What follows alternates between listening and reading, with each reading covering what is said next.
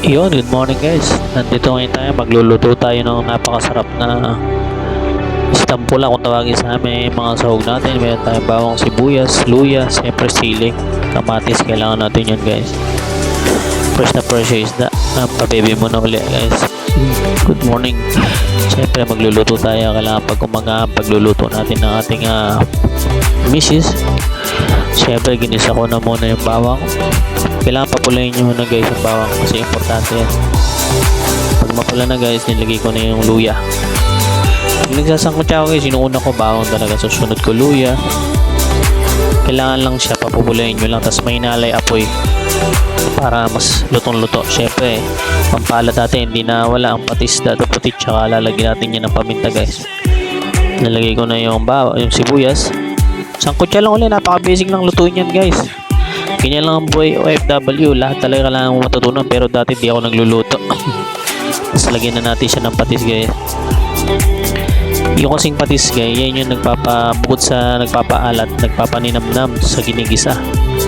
Nilagyan na natin yung kamatis. Pasensya na kayo guys kasi ako lang mag-isa nagbibideo, kaya medyo mahirap, pero syempre para may mapanood kayo mga friends natin, pagtsatsagaan natin yan. Pasensya na kayo, bago pa lang tayo guys. So, nilagay ko na yung paminta, pampaninamnam din yan. Nakakapagpabango din ng aroma ang paminta.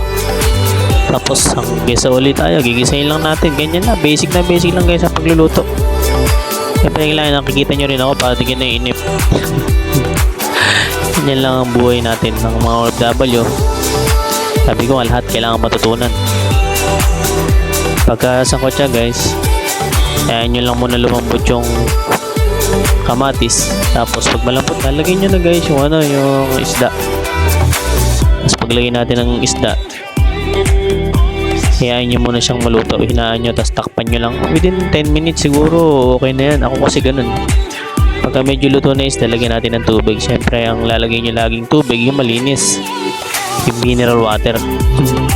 Yan yung nabili ko sa Almira guys. Ngayon, basic lang guys, luto na, kain na tayo. Salamat, God bless.